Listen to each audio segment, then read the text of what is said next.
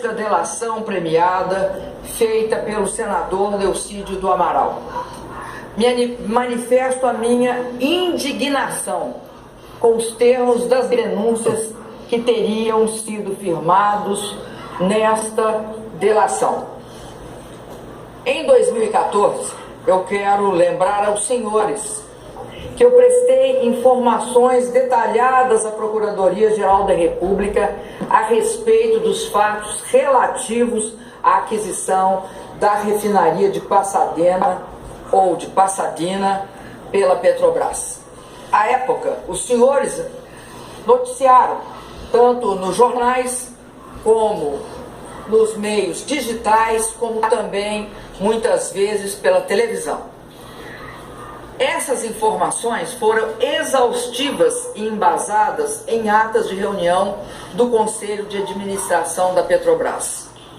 Com base nesses documentos que nós enviamos à Procuradoria, o senhor Procurador-Geral da República, Dr. Rodrigo Janot, determinou o arquivamento da investigação, afirmando taxativamente que, abre aspas, não é possível imputar o cometimento de delito de nenhuma espécie aos membros do Conselho de Administração, mormente quando comprovado que todas as etapas e procedimentos referentes ao perfazimento do negócio foram seguidos. Fecha aspas.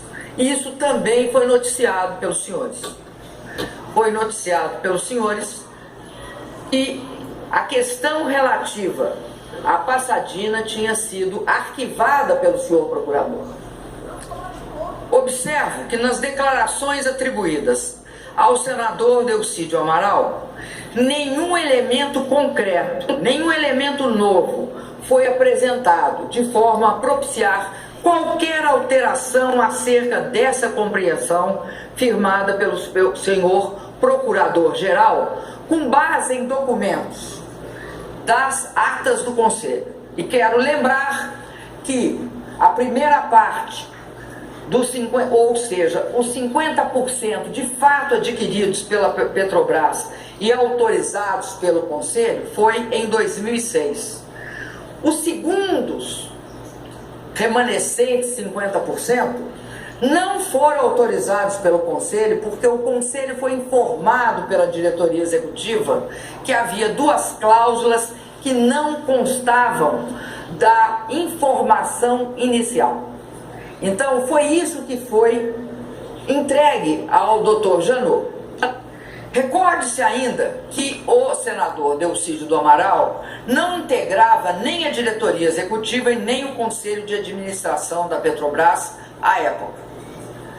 Também nessa hipotética delação, o senador Delcídio Amaral teria afirmado que meu governo teria feito gestões junto ao Poder Judiciário para mudar os rumos da Operação Lava Jato. Uma iniciativa teria sido tomada por mim. Reunião realizada em Portugal, na cidade do Porto, com o presidente do Supremo Tribunal Federal, Ricardo Lewandowski, e o ministro da Justiça, José Eduardo Cardoso. Em nota, o presidente da Suprema Corte desmentiu essa absurda versão, afirmando textualmente o que nós já havíamos anteriormente afirmado de público, ou seja, que o objeto dessa reunião foi exclusivamente a discussão acerca de um projeto de lei que tratava de reajuste dos servidores do Poder Judiciário. A premência da reunião se devia ao fato que os servidores à época estavam em greve e os ministros, os ministros do Supremo Tribunal, juntamente com o ministro Cardoso, estavam em Coimbra, numa reunião. E eu estava indo para a Rússia para uma reunião também dos BRICS e parei em Porto, porque todas as vezes nós temos de fazer escala, e eu escolhi Porto para poder conversar com o ministro Lewandowski. Na mesma linha, teria o senador Delcídio do Amaral afirmado que diretamente eu teria tentado negociar de forma imoral a nomeação de ministros do STJ para conseguir a libertação de investigados que se encontravam presos preventivamente. Eu quero declarar que jamais falei com o senador a esse respeito. Aliás, do ponto de vista institucional, não teria nenhuma razão de pedir a um senador para conversar com um juiz. Até porque não é o senador que participa dos processos de nomeação de ministros, nem do STJ, nem tampouco do Supremo. É importante destacar que eu nomeei 16 ministros do STJ e 5 ministros do Supremo. E que, na turma a qual ele se refere, tinha 3 ministros nomeados por mim. Um deles votou a favor, os outros 2 votaram contra. Então, é absolutamente subjetiva e insidiosa a fala do senador, se ela foi feita. Portanto, o ministro Marcelo Navarro, o presidente do STJ Francisco Falcão, os desembargadores Newton Trisotto e Nelson Schaeffer negaram peremptoriamente a existência de quaisquer tratativas do governo a respeito. A afirmação atribuída ao senador, assim, restou claramente desmentida. Finalmente, também carece de qualquer credibilidade a afirmação de que o encerramento da CPI dos bingos teria sido feita para beneficiar de alguma forma minha campanha presidencial. Esta afirmação não precisa de testemunhos para ser pela própria temporalidade, pelos os fatos, os dados, o tempo.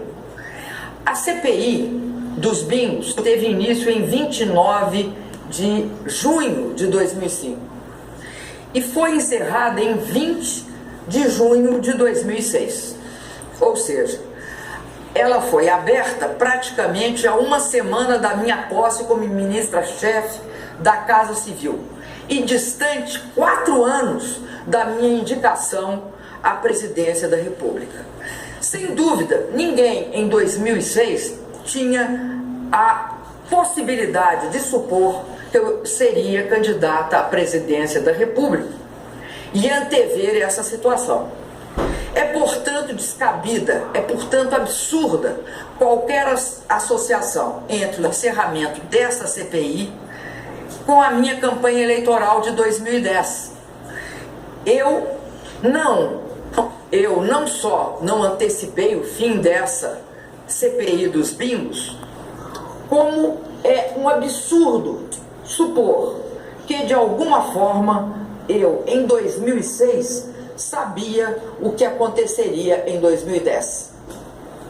Acredito ser lamentável que ocorra ilegalmente o vazamento de uma hipotética delação premiada que, se chegou a ser feita, teve como motivo único a tentativa de atingir a minha pessoa e o meu governo. Provavelmente pelo desejo de vingança, pelo imoral e mesquinho desejo de vingança e de retaliação de quem não defendeu quem não poderia ser defendido pelos atos que praticou. Muito obrigado. Ela enfiou a bota aí.